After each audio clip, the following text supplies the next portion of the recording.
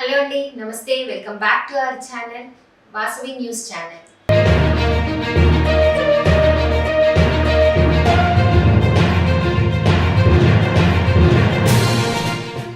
మనకి ఏంటి అంటే ఈ మధ్యలో చాలా చోట్ల వింటున్నాను, ప్రోబ్స్ వింటున్నాను, కోటిచ్చైనా కొమటోళ్ళని దగ్గర పెట్టుకోవాలి అని అంటూ ఉంటారు. అసలు అది ఎందుకు వచ్చింది, అది ఎలా వచ్చింది అనేది మన ఛానల్ చైర్మన్ వీర్లపాటి శ్రవణ్ కుమార్ సార్ని అడిగి తెలుసుకుందాం. నమస్తే అమ్మా. ఎలా ఉన్నారు? ఫైన్ మేడం, మీరు ఎలా ఉన్నారు? నేను కూడా బాగున్నాను సార్. సార్, అది ఈ మధ్య కాలంలో చాలా మెంబర్స్ దగ్గర వింటూ ఉన్నాను. ఏంటి అంటే కోటిచ్చైనా కొమటోని దగ్గర పెట్టుకోవాలి, వాళ్ళతో ఫ్రెండ్షిప్ చేయాలి అని చెప్పేసి వింటున్నాను. అసలు ఏంటి, ఎందుకు అనేది వచ్చింది, ఎందుకు ఆ ప్రభావం అనేది వచ్చేసింది? ఈ మధ్యకాలంలో కాదు, అనాదిగా వినిపిస్తున్నట్టు ఒక ప్రోవెర్బ్, సామెతలు అంటే ఏంటంటే ఉదాహరణతోటి అంటే చెప్పేటువంటి వాక్యాలు. అంటే ప్రోవెర్బ్ అంటే ఏంటంటే ఒక సరిదుగా పోల్చడం అన్నట్టు. ప్రోవెర్బ్ యొక్క లక్షణం ఏంటంటే చెప్పదలుచుకుంటే చాలా అవసరం, చిన్న సింపుల్గా చెప్పాలి. సో చాలా నాడులు ఉన్నాయి, అది కులాల బేస్ నుంచి, ఎనిమల్స్ నుంచి, వృత్తుల బేస్ నుంచి చాలా ప్రోవెర్బ్స్ ఉన్నాయి. సో మనం సాంఘిక జీవనంలో అనేకమైనటువంటి వర్ణాలు ఉన్నాయి, అన్ని కలిపి ఉన్నాయి. ఇక్కడ ప్రత్యేకంగా ఈ వైశ్య కమిటీ అనే విషయంలోనే ఈ ప్రోవెర్బ్ ఉండడం యొక్క అర్థానికి మనం విశ్లేషించకపోతే గొప్పతనం ఏంటో తెలుస్తుంది. ముఖ్యంగా ఈ మధ్యకాలంలో చాలాసార్లు మన రాజకీయ పరంగా ఉన్నటువంటి కేసీఆర్ గారు కూడా కౌటించుకోవడానికి ప్రోవెర్బ్ బహిరంగ సభలో చెప్పడం కూడా విన్నాం.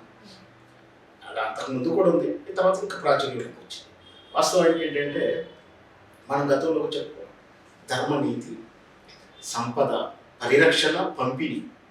అంటే పరిరక్షించడమే కాదు, దాన్ని పంపిణీ చేయడం, సమతుల్యం చేయడం. మార్కెట్లో అది ఎంతమంది చెప్పుకున్నట్టు మనం అంటే వరి పండే వాళ్ళకి పప్పులు పండే వాళ్ళకి ఇతర సంపదలన్నీ పంపిణీ చేయడం.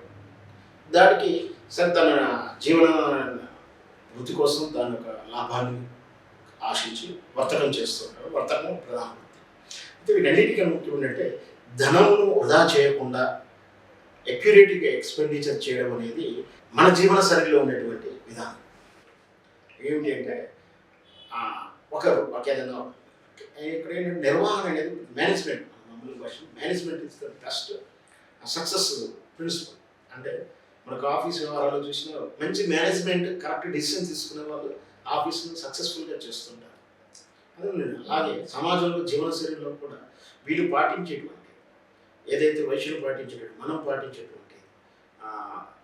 ఎక్స్పెండిచర్ విషయంలో కానీ, సంపదను రెట్టింపు చేసే విషయంలో కానీ, ఇంకొకటి జాగ్రత్తలు తీసుకోవడం విషయం, ప్రికాషన్స్ అంటే నష్టాలు రాకుండా ఉండడానికి కానీ, ప్రమాదాలు రాకుండా ఉండడానికి కానీ, వీటన్నిటితో పాటు మనం చెప్తా ఉన్నాం మొదటి నుంచి కూడా ధర్మ పరిరక్షణ అని చెప్తా ఉంటాం. అంటే ధర్మం పాటిస్తుంటాం, అంటే పాపం తగ్గుతుంది, అన్యాయం చేయకూడదు, ఇట్లాంటి సూత్రాలను మనం పాటిస్తూ ఉంటాం. కాబట్టి ఏవి చూసుకున్నా కూడా అలాంటి వ్యక్తి మనతో ఉంటే పక్క వాళ్ళకు సలహాలు ఇస్తుంటారు. అతను ఆదర్శంగా తీసుకొని మనం ముందుకు వెళ్ళొచ్చు. అంటే అతని వల్ల ప్రమాదం లేదు. వాడు వైశ్యుల ప్రక్కన ఉంటే నీ సీట్ ఏదో లాగుతాడు, ముఖ్యంగా రాజకీయ నాయకులు నీ సీటు లాగేస్తారని ప్రమాదం ఉండదు. ముఖ్యంగా మనకు రోషయ్య గారు చూస్తే ఆయన అందరి కోటల్లో కూడా ఉంటారు. అంటే వైఎస్ రాజశేఖర గారి పీరియడ్లో మినిస్టర్ ఉన్నాడు, ఇంక ఎవరన్నా పివి నరసింహ పీరియడ్లో, అంటే ఆయనకు వర్గం ఉండదు, అందరి వాడికి అంటే ఎవరితో విభేదాలు పెట్టుకోవడం. రోషయ్య గారు బెస్ట్ ఎగ్జాంపుల్. వివాద రహితంగా ఉంటారు, ప్లస్ మనకు పనికొచ్చేటువంటి సలహాలు ఇస్తుంటారు. మనకు సక్సెస్ అవ్వడానికి ఏం చేయాల్సి వస్తుంది, నిరుత్సాహపడేటప్పుడు, డిప్రెషన్కి వెళ్ళేటప్పుడు మంచి ధర్మనీతి కథలు చెప్తుంటారు. మనం ఏదో చందమామ కథలు చెప్తుంటాం ధర్మనీతి.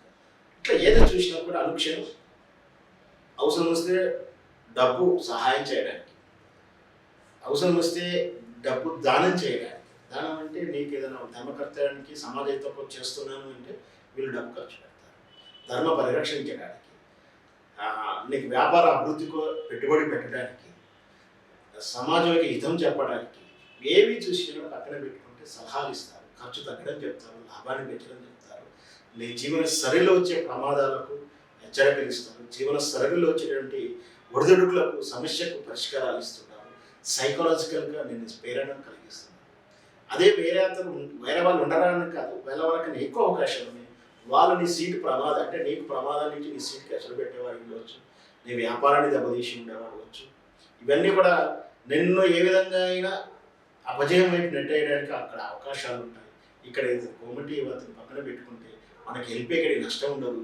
₹1,00,00,000 అంత విలువైన వాడు పక్కన ఉంటాడు, అతన్ని కొమ్మటాయన సక్సెస్ ఉంటుంది అని చెప్పేసి అట్లాంటి కొమ్మటాయనకు ₹1,00,00,000 ఇచ్చే నా పక్కన కూర్చోండి అని ఒక వ్యవహారికంగా చెప్తుంటారు కానీ డబ్బులు ఇచ్చే కూర్చోబెట్టుకోరు. ఆ ప్రోబై యొక్క లక్షణం ఏంటి చెప్పే ఉద్దేశం ఏంటంటే వీళ్ళ వెయిటేజ్ని పెంచే ఉద్దేశంగా అక్కడ పోవాలని పదం వాడారే కానీ ఆయన కోటి ఇచ్చే ఏం కాదు. అంటే అవసరమైతే అక్కడ ఆయన దగ్గరికి రానంటే ఒక ₹1,00,00,000 ఇచ్చే కొనుక్కొచ్చిన పక్కన పెట్టుకో, ₹1,00,00,000 ఇన్వెస్ట్ చేసినా నీకు అంతకన్నా లాభం ఉంటుందని చెప్పే ఉద్దేశం అది. సో అదే సమాజంలో అందరూ వాడుతున్న ప్రోవర్బ్.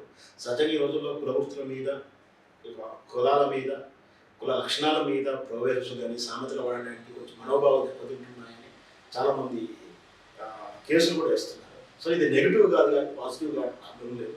ఉదాహరణకు మన గతంలో ఖాళీగా ఉన్నప్పుడు ఏం పని చేసినా కులవృత్తి గురించి ఏదో సామెత ఉంటుంది, ఇట్లాంటివి వాడడానికి ఇప్పటి ఈ రోజుల్లో శాసించట్లేదు.